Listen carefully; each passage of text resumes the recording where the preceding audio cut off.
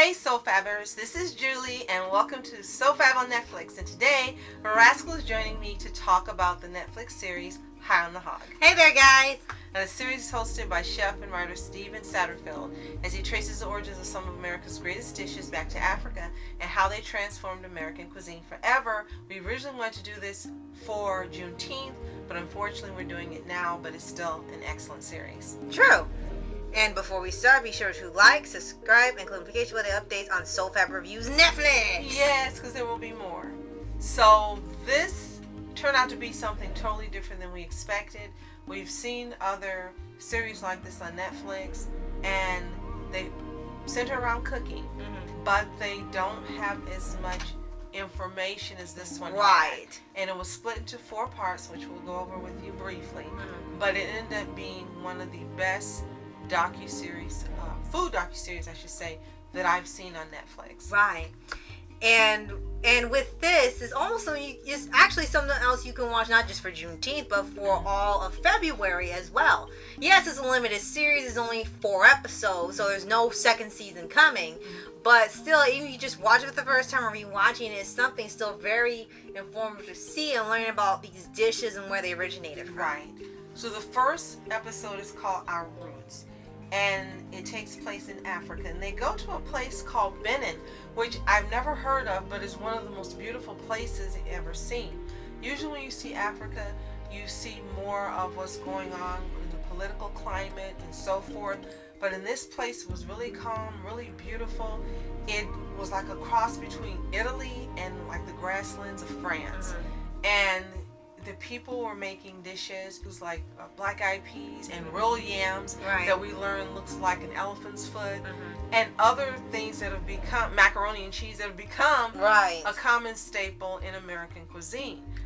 But the thing that really stood out for me most again was how beautiful this place was, and how, like in Florence, Italy, they use boats to travel around the area. And it was just fascinating watching and learning so much about a place that you don't hear about, that's never focused on, and how the roots of a lot of the things we take for granted as being, you know, American in nature did originate in Africa. Okay, so what I really liked about this is that like with most shows, you kind of see like they just tell you bits of information here and there, but you don't really get much of the education as you want. But sort of like with Moon's everything, where you get the info, you get laughs, and you get the bright side to it. Like they tell you the ups and downs of it. But for here, the people are genuinely excited to tell you about the dish and where it's from and how they grew it or made it or baked it or what have you. And they're telling you the history of it and why it's important that people know where it really comes from. Because with some, and it's just a really wonderful way of presenting it. Right. Have to say that Steven is really just congenial. He seems to really have a rapport with people and get along.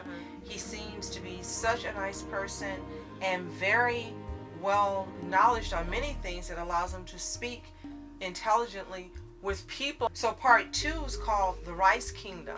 And again, we learned something you didn't know, that Africa is another place that rice came from and was brought to this country, like also China and Vietnam and other places. And it's become such a staple in this country for so many dishes and so many foods, but didn't know it was attached to slavery, attached to just that part of the history of this country. Wasn't aware, because all you ever hear about is cotton. That's true. That's the majority of what you hear about. They never speak of rice. And maybe because it may have negative implications for people when they think about eating it, but the way that this docu-series presented it, it doesn't do that. It just makes you more informed and more aware of, again, the roots of where a lot of things we eat come from. What did you like most about the Rice Kingdom in this part? To know that there were so many different versions of rice that came from there. Because we have all kinds of rice from around the world, but majority of the stuff we eat, or the main one like brown rice or white rice, came from there, and that's the majority of what America eats, these 2 types of rice. And to know it came from there what's really interesting, and it explains why it's such a bountiful type of food or meal, because you could have just, it lasts you for months, and just really thinking about how it works, it makes total sense. Another thing I wanted to point out that we didn't mention in the roots part is they talked about, as I did mention slavery, but they had this monument because from this area 2 million people have been taken from their homes. Many of them died on the trips to the countries they were taking to, including America. And he broke down crying, and he just lost it, because when they explained to you, this is where the people left from. They had lives that they were enjoying, and they were happy, and it was bountiful and plentiful. And then they were forced to leave that life, never seeing their homeland or their family and things again. It was just a really powerful part that I do appreciate that they dedicated that portion of the episode to it, to help everyone understand who watches it more about this part of history. Then the third episode is called Our Founding Chefs. And this really was something that was just, wow, you didn't know about. 2 chefs, one called Hercules and another called James Hennings, who actually were chefs for different presidents of the United States. Yes. And this was almost like something for the Independence Day, just about, because learning that when they came up with these dishes, because certain people want different specifications to it, and they cook these meals out almost by accident, and they became staples of American cuisine here, and the chefs were never credited for it because of whom they worked for at the time they were making these dishes. So now bringing this to light, it changed your perspective on these meals and where they come from and the tastings and everything. And Henning's story was interesting because he earned his freedom. He was sent to France to learn how to be a chef, and then he had to come back here, and to earn his freedom he had to teach other slaves how to cook the dishes that he learned. And he was given his freedom as promised, and he continued to pass that information forward, and they created these wonderful dishes, including the macaroni and cheese. That was really fascinating. It was a really simple recipe. It was cooked in a giant kettle pot, and it looked so delicious when they finished.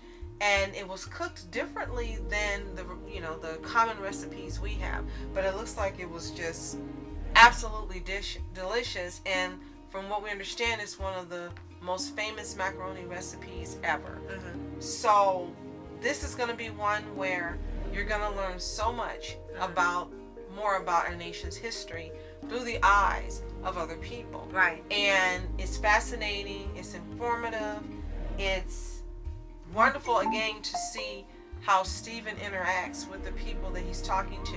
And they also, lastly for this segment, they have a family he sits down and eats the meal with, and all of them are descendants of James Hennings. Yes, and that was incredible. Really fascinating. Really fascinating, and they're just an example of how far history has come and how far people have come in taking what was a negative situation and making absolute brilliance out of it, for not only for themselves but for their, as the people who follow them as well. For the progeny. That's not a word many people use anymore about it. Well, we get it. And then the final and fourth segment is called Freedom Texas. And this is why we wanted to do it on Juneteenth, because it pretty much just covered what Juneteenth is, the history of Juneteenth, and what it means, including dishes that they were creating and sharing with people. Yes. And it was fascinating to know just even more where the dishes came from, and also part of this small part, I guess you could say town or city, that had all of these chefs as well, and they were making like their own cuisine there, and they were extremely talented, it was amazing what they made. I also really enjoyed when they had the chefs there, and they were making these certain cuisine dishes, and they were saying, not many people know that this town exists, where they came from, and they really want to be known. So hopefully, with the help of this series, they are more well known. People will go visit or look it up or find more out about it, so they can be more open and invite from the world. And it was really interesting how they worked Texas into it, because Texas was the last state to actually announce that the slaves had been emancipated. So it was an interesting place to finish this series. And again, you had these people that were giving so much information, so much knowledge, so much just joy and history to knowing roots for more than just one form of history that we have here. And what I really liked is they talked about Juneteenth, which just became a federal holiday in the United States, and they showed how some people were celebrating it and how they were saying that ever since that day they've been celebrating every day. And I know many people who are listening have heard of Juneteenth.